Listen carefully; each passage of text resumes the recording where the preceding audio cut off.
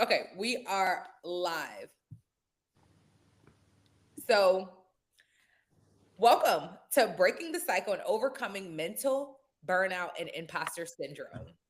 In this episode, we'll dive deep into mental burnout and imposter syndrome, two challenges that go hand in hand. Whether you're an ambitious business owner or you're a professional, this is going to be an episode you want to watch because we'll be talking about the warning signs of burnout, the root cause of burnout, and spiritual and psychological battles that we all face. And we have a coach here to talk about some of the practical steps on how you can overcome mental burnout and imposter syndrome. So, without further ado, I'm going to introduce Coach Angie Mays, a mindset coach for career driven midlife women who has who has been exhausted and overwhelmed herself. You might know Angie from her charity work. With it went global. She set up the Grenfell Tower Holiday Appeal for holiday residents and for firefighters all over the world for free.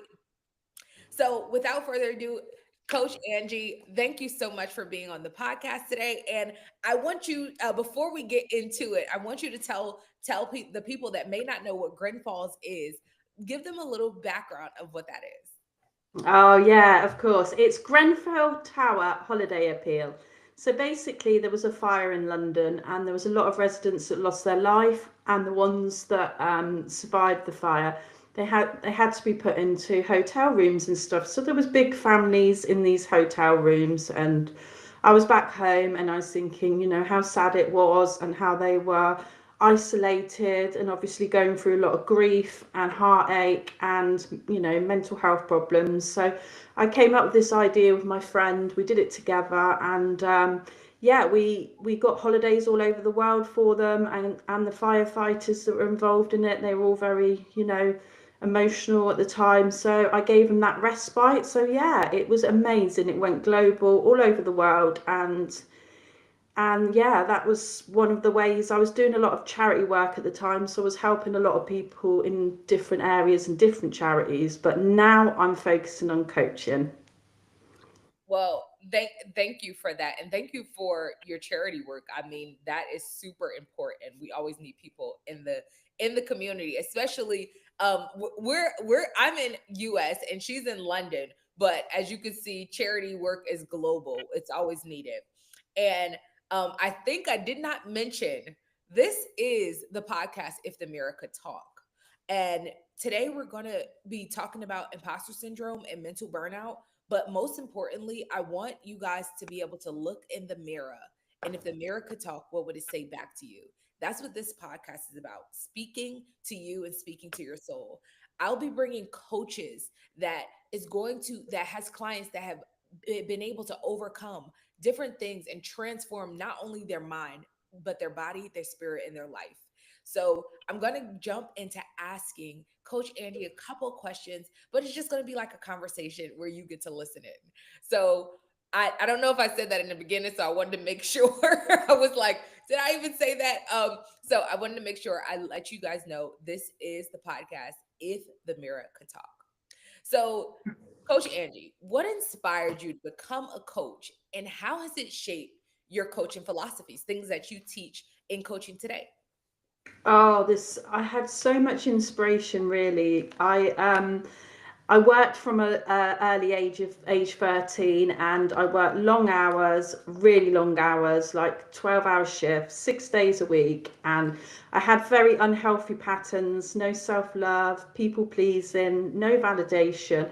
And that all led me really to want to help high achieving midlife women to conquer their issues with exhaustion, because that's what happened to me, and I burnt out so many times, and I kept not listening to what was happening to me, repeating the same habits as we do.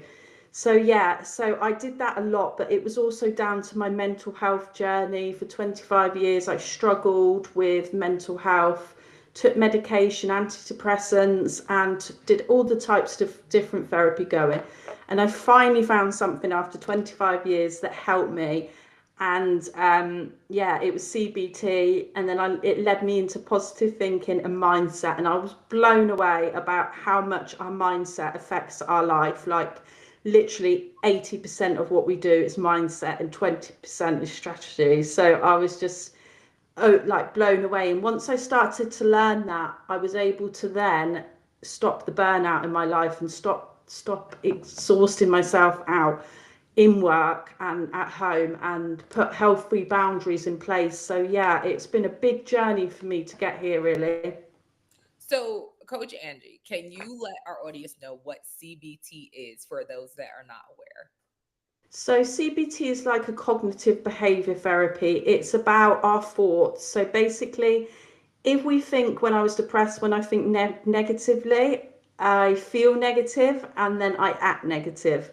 So when I went through this CBT thing, they was telling me I needed to think positive, and I didn't understand it at first. I thought that they were a bit crazy, if I'm honest. But then when I got into it, I realized I was changing my thought process. I was thinking positive, and then that meant I felt positive. And then when you feel positive, you're able to do actions, that are more positive. So it's a cycle about our thoughts, our feelings, and our actions. And it's so powerful once you understand that. But before I did that, I didn't know about it. And I was kind of feeding my negative thoughts with more negative thoughts. And yeah, it was hard to break the cycle, but once you know about positive thinking, you're able to rewire your brain, and you're able to create those new pathways, which is amazing. That truly is. I I didn't know that it was a title for positive mindset thinking and actions before I spoke to you. So when you told me about CBT, I was like, "What is that?" I had to look it up. I'm like, "Oh my gosh!" So I know it's probably people that's listening or that's going to be listening that's like, "What is CBT?" And it's putting a name to the positive thinking that becomes an action. It's like for every action is a reaction, so it's the same thing when your thoughts, for every negative thought is going to be a negative action, for every positive thought is going to be a positive action. So I was just like, whoa, I was really blown away by that. So I thank you for sharing that with me and putting me on to something new, because I'm like, what is that? So what is a common mindset that blocks what is a common mindset block you see in your clients, and how do you help them overcome it? Well, I'm working with midlife women that are exhausted, and they're waking up still exhausted, and they feel like they're stretched too thin between their work and their families. So if this resonates with anyone, you know what it's like when you're going to work, you're getting the kids to school, and you're doing your housework. And with the clients I have, they kind of have this mindset that nothing can change because they've still got to do that every day. So it's about helping them to realize that actually it's not about stopping any of your chores. You can delegate a few things, but you're still going to have the same life. But it's about allowing them to realize that it's different strategies to help them to not feel that way, like by putting in time management. And I've just started this new effect. I do the no snooze effect with them, so they're not waking up every day snoozing their alarm 6 times a day, and then by the time they get up for work, they're rushing around, they're late, they don't have breakfast, they might not have time to get petrol on the way, so they've got to get it on the way back. So what they're doing is they're setting themselves up in the day to fail as it is, and then because they've elevated that stress cortisol, that's gonna be the mood and the state they're in all day. So it's about teaching them how to manage their life more effectively, still with the same things in them, but be able to do it without getting overwhelmed. And like with the mindset they've got, they just don't see that there's a solution. So it's about opening their eyes and helping them to realize that actually, their day can still be the same, but there's just a few little tweaks they need, and then it will just, flow more easily and be, make them healthier and happier, basically, which is what we all want. And I was telling you, I love this strategy, the no snooze strategy, because today I was snoozing. Okay, I didn't hit the snooze button at least two, three times, and you're so right about that, because it pushes everything that you plan back. You're now in a cycle of like, oh, now you're rushing, you're hurrying. Things are not going according to plan because you didn't push yourself and you didn't make yourself get up and do what you said you were going to do. And then by the time you get back, back home, you're so tired, but you were already tired when you woke up. So I think that that's a really good way to look at it, and to to push your clients, and to motivate them, because in your midlife, you're just tired of being tired, honestly. And you're like, when is it over? So I definitely think that that's a great way to get your clients. And even like I said, you've been teaching me a lot of things that I didn't think about, as far as like, that maybe this is affecting me. Like, okay, who cares? You're snoozing, you're just snoozing a little 5 minutes, but that 5 minutes turned into 20 minutes. And now you Yeah. could have been already on your way doing something. And now you're 20 minutes behind on every single task that you currently have. So I definitely can see how those little details, like just like you said, with the little thought, where it's like, maybe you think negative, and it's just a little negative thought, but that little negative thought can become a big negative outcome. So those little Yeah. things make everything bigger in the long run. So I always see as negative thought as being a seed. As soon as you have that negative thought, it grows into, and you start thinking of everything negatively. So it's about breaking that cycle and changing it with a positive thought. Otherwise, it grows and grows and grows and grows. it's almost like a mustard seed. I don't know if you are a gardener or about gardening, but in a mustard seed, a lot of people say have faith of a mustard seed.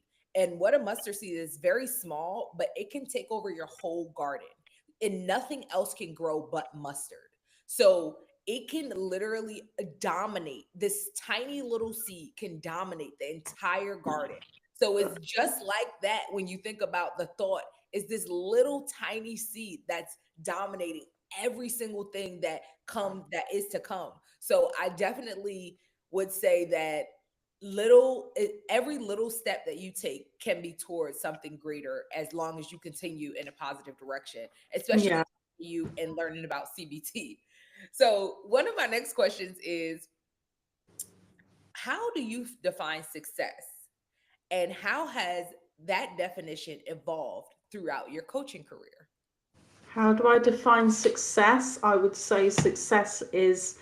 I was listening to someone else talking about it earlier, actually, and I already had my answer.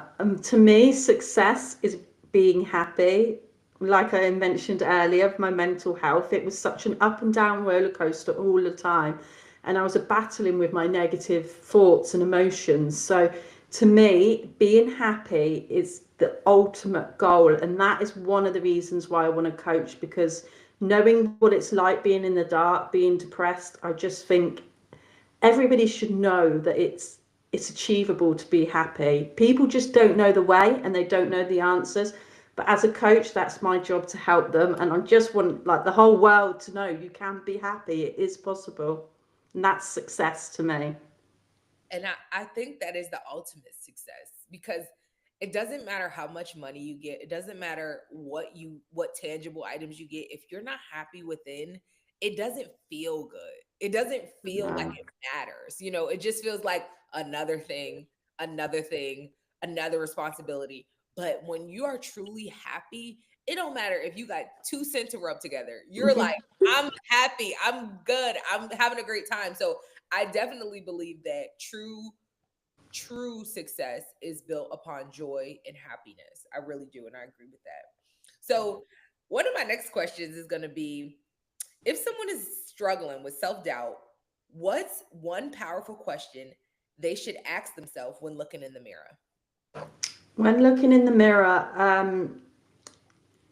I feel like it would depend on the individual and what their actual thought was. Say if they're feeling like they're not good enough, what I normally would get them to do is say what is it that you feel you're not good enough at, and if there's is there any evidence. And it sounds stupid, but what we're thinking about ourselves is never true. It's just the story we're telling ourselves. So I just say, right, is there any evidence? Prove it to me. No, no evidence. Okay.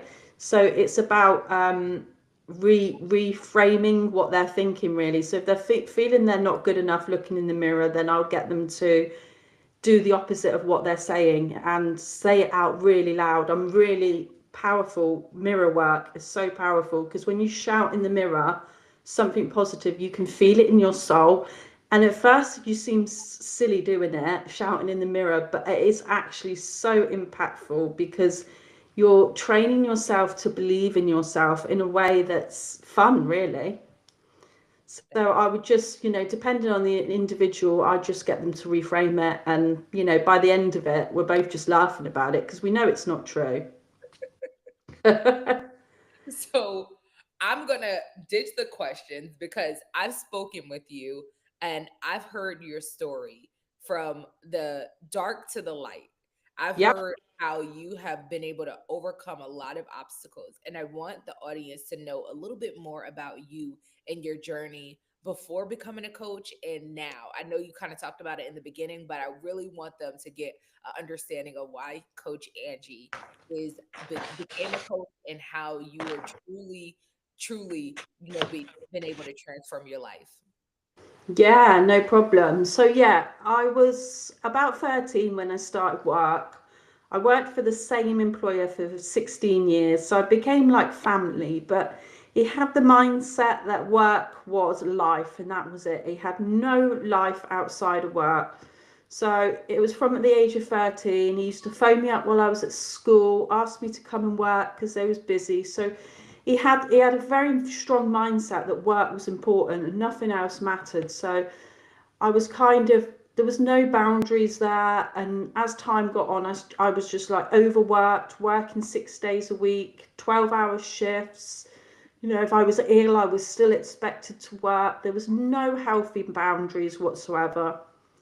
I very much had very low self-esteem, self-love, and I led my life by validation of others. So I had no boundaries, and I was drowning in my work, and I just basically ended up having my life outside of work at 10 o'clock at night, which as a teenager growing up, there's just no, it's not a good way to be. So I'd go out drinking with my friends, and then I'd end up going to work again.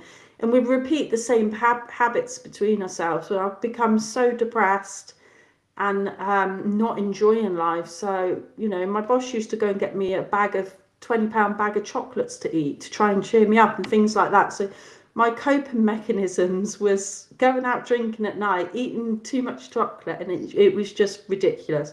I was drained, I was lost, I was depressed, I was burnt out. I had no, the only time I could enjoy my life was late at night.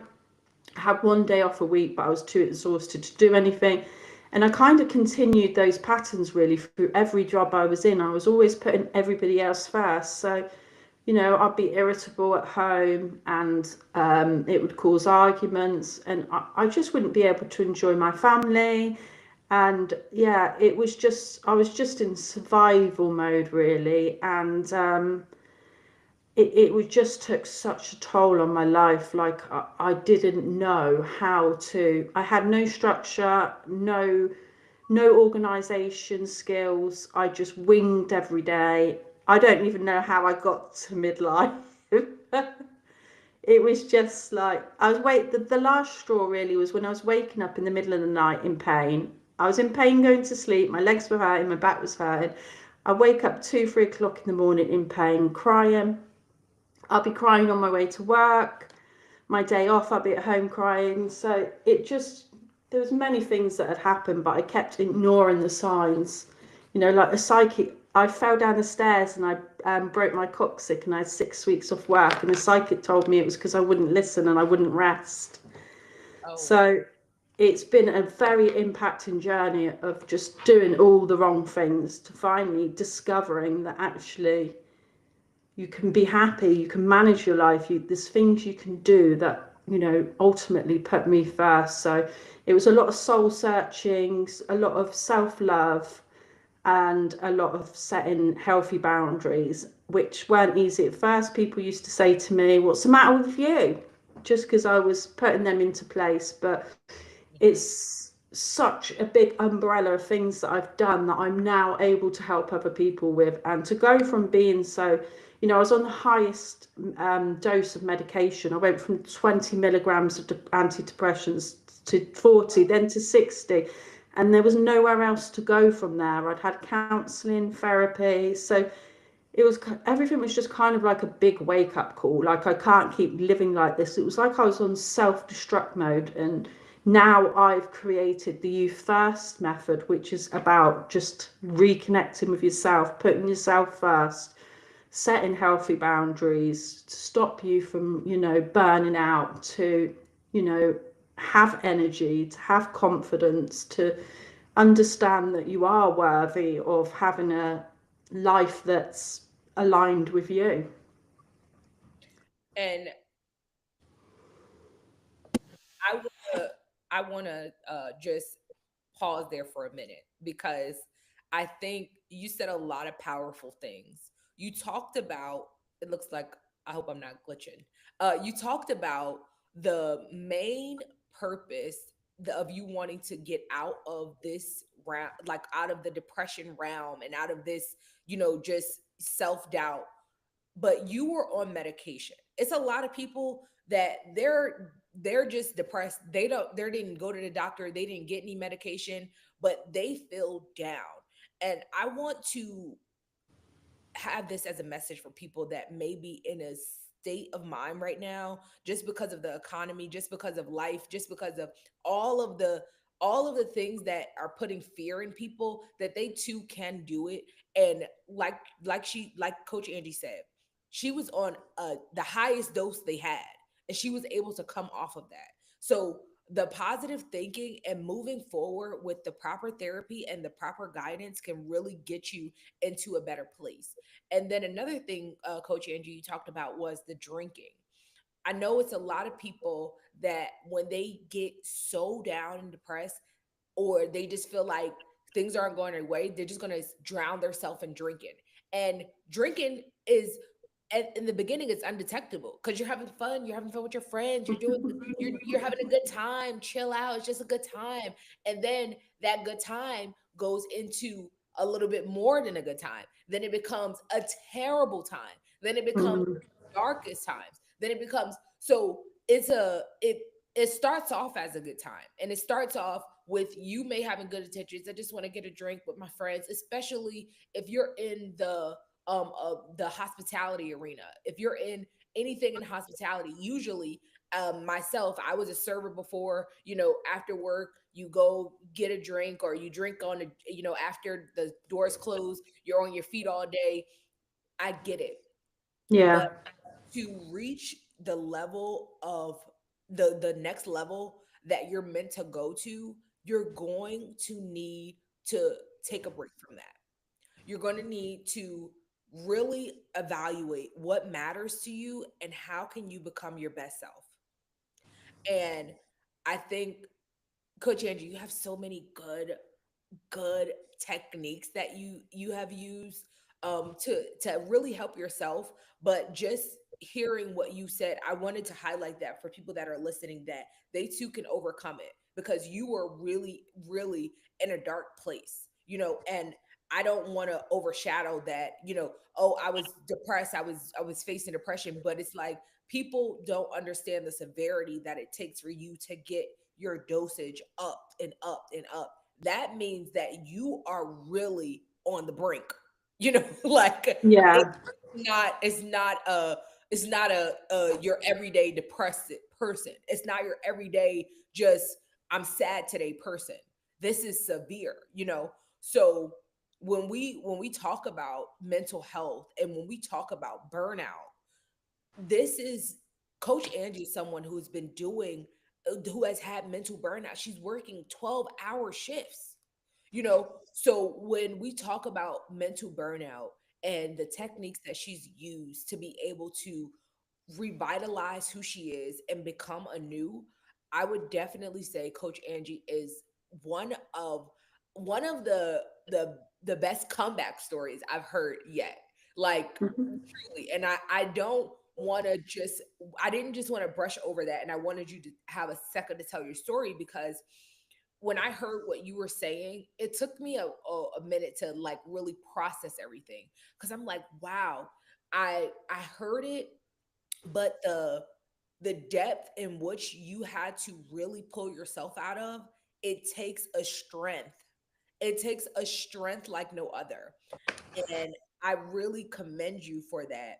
And I want to commend your patience and the people that are, that are working with you, to understand that you got the best with you. You got the best person to do the job, to help you to overcome anything that you feel like you are, truly going through, because she's been there, done that, and she can definitely tell you not only her story but her technique. So I just wanted to second that briefly, because I believe that you really, really have some, I didn't want to brush over that so quickly, because I believe that your story, people have to process it. They have to understand what exactly that looks like, because nobody really, you see depressed people, you see people that are burnt out, but you don't see people that are on medicine. You don't see people that are on antidepressant, anti anxiety medicine. You don't really see that, and then when you do,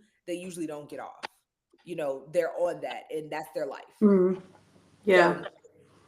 So I'm sorry to get on my soapbox, but I just wanted to say, No, it's yeah, I agree. Like to going from that to now being happy every day and seeing the joy in things, it's a completely different mindset shift. So that's why I mean I have a tattoo on my arm saying mindset is everything. Like I'm oh, just wow. obsessed with it because it's changed my whole life. Yes. Yes. It like I can't even imagine who you were before. You know? And that's why I'm just like, I want people to really understand the transformation that you've made and that you're still making today as you continue to grow.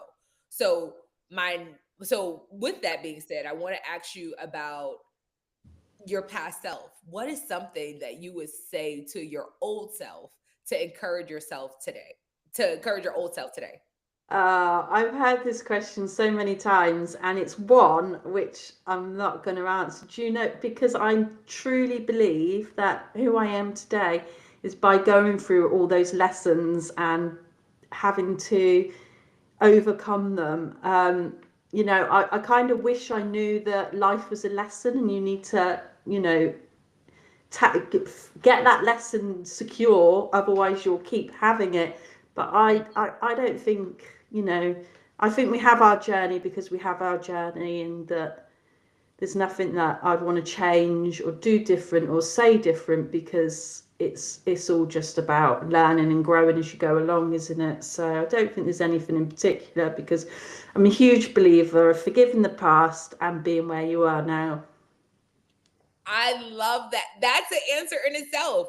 Like saying, I wouldn't change anything because it wouldn't lead me to where I am today. And you're happy where you are today. So I love that. I think that that's a great answer, and I think that that speaks to who you are and how far you've come in your journey.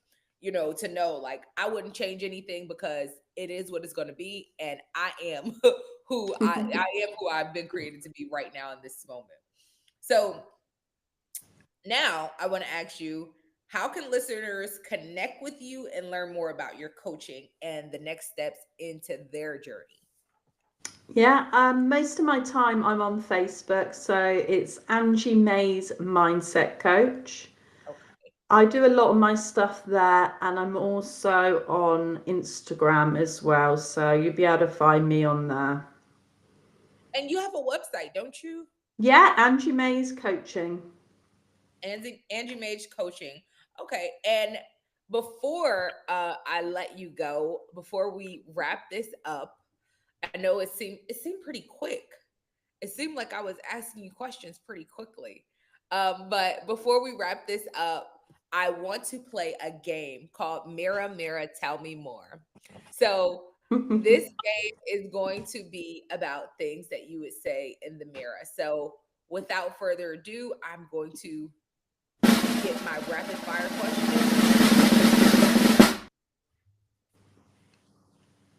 And okay, so my first question is going to be, if you could swap reflections with someone for a day, who would it be? 100% Tony Robbins. I believe in everything he says. He's one of the personal development people, motivational speakers that believe in changing people's states. And I think with having depression, I was in that state. And as soon as I'm able to change my state from being sad now very easily. And he